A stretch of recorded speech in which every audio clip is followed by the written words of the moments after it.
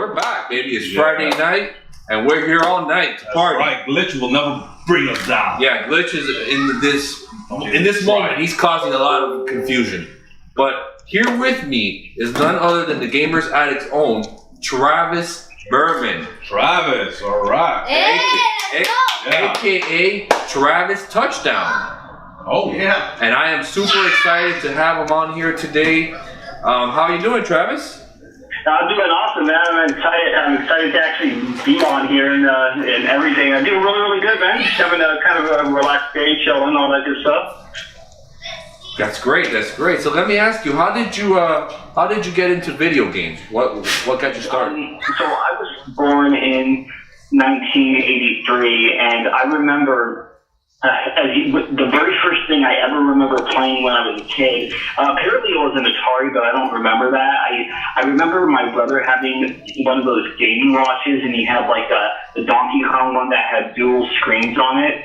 And I remember it was like one of the first things that I ever played, and I obviously gained a huge interest in video games just by playing this little handheld. And then I started going down to the arcades a lot, and I remember going down there and playing like Street Fighter 2 arcade. Oh wow! And, yeah, when I was playing Street Fighter 2, I remember I used to have, even as a kid, when I was young, I used to have all my quarters lined up, getting ready, and there'd be people lined up at these machines, and it was so much fun. And it would be like our own personal tournament we would put on at this store, and I got to know everybody around the neighborhood.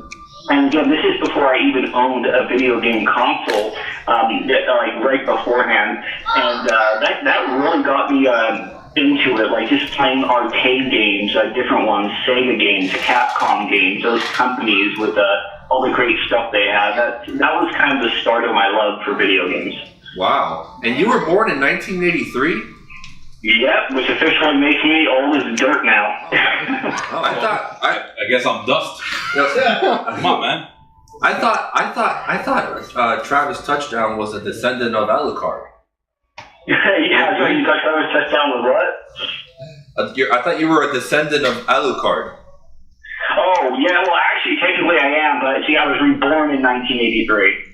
Oh, okay, cool. Yeah, so I started out as Alucard, and then I was reborn into Travis Touchdown, and then popped up at that time, so I still have a bit of both of them in me, though, so it's all good. So I hear that, I see that you have a YouTube channel, you've had for quite some time now, several years, actually, and you have quite a following there. Oh, thank you.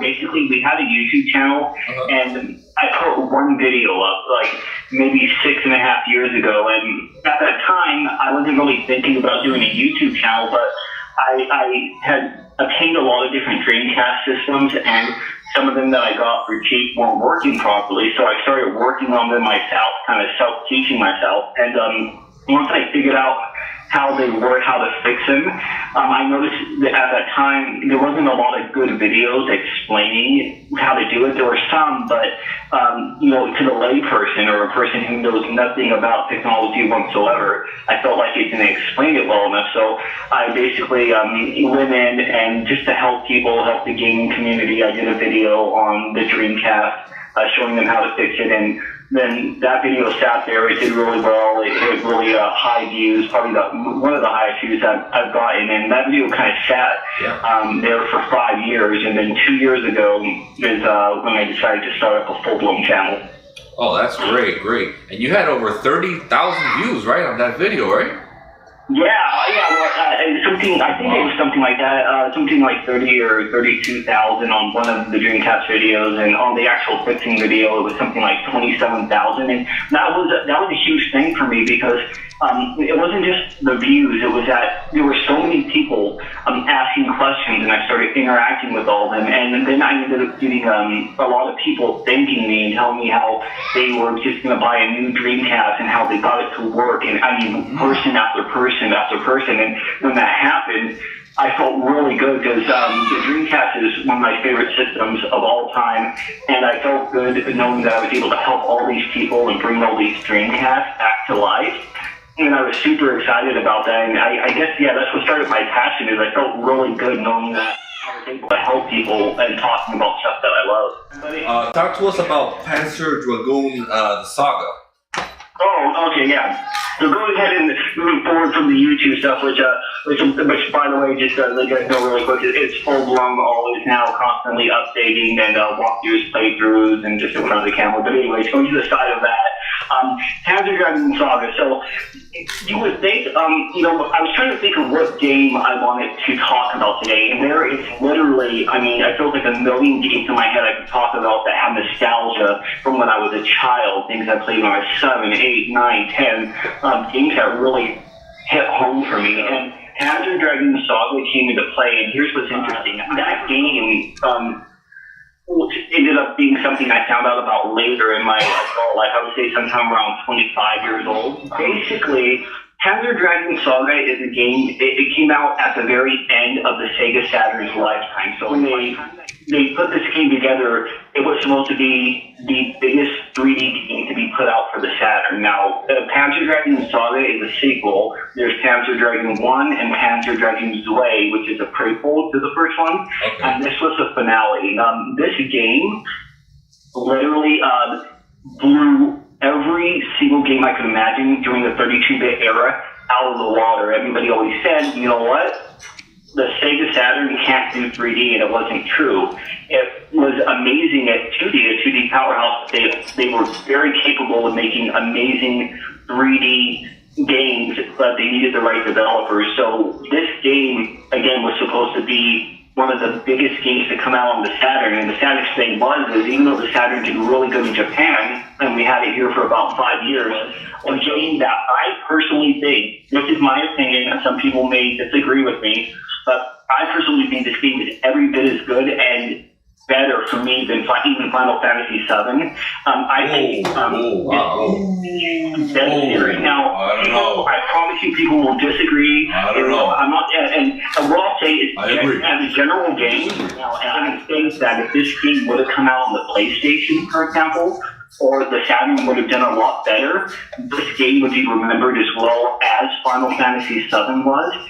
And right now, people would still be talking about it and be talking about remakes. But Sega only ever shipped between something like 25,000 copies of this game. So imagine for a second, if you will, Sony, or if Final Fantasy VII, if that happened to Final Fantasy VII, it was the opposite. So everybody loves that game. It's one of their favorite memories in the world, and it is a great game, a fantastic game. But that only had 25,000 copies, and nobody knew about it. And then you played it, and you were like, oh my god, this should be something bigger. That is what Panzer Dragoon Saga is. It is the most epic Sega RPG, one of the most epic of all time, that never got seen or heard from. And now that people are starting to know about it, they want to buy it, but they can't because it's become so rare in limited quantities that this game goes for $700 on eBay. I saw that. You know, like 5 or 6 years ago, my mother-in-law bought me a copy of it. I saw it. Or 7 years ago, I think it was. I can't exactly how long. It was $120, which was a good deal at that time because it was running for $300. And I thought to myself, if I don't get this game now, I'm never going to. She bought it for me, and now the game's shot through the roof. But for people who can't afford it, Marvin, he makes these beautiful reproductions, and that's who you would want to go to. You can get a beautiful reproduction of these games. The artwork, the disc, and they'll work in your system. They'll explain everything to you, and I will be putting up a video on our Retro Alliance Gaming YouTube channel about that very soon. I'm in the process of editing. All right, that's great. So why don't you give us your YouTube channel so our members can know where to go to find you? Oh, absolutely. Our YouTube channel is, if you just go to YouTube, you punch in Retro Alliance Gaming. And that's the name of it, Retro Alliance Gaming. You're going to see a little cartoon picture of my fiance and I together, kind of drawn. And that's our YouTube channel. So if you guys want to check it out, and if you like the content, you want to support us, that's great. But make sure you only do it if you actually like the content. All right, of course.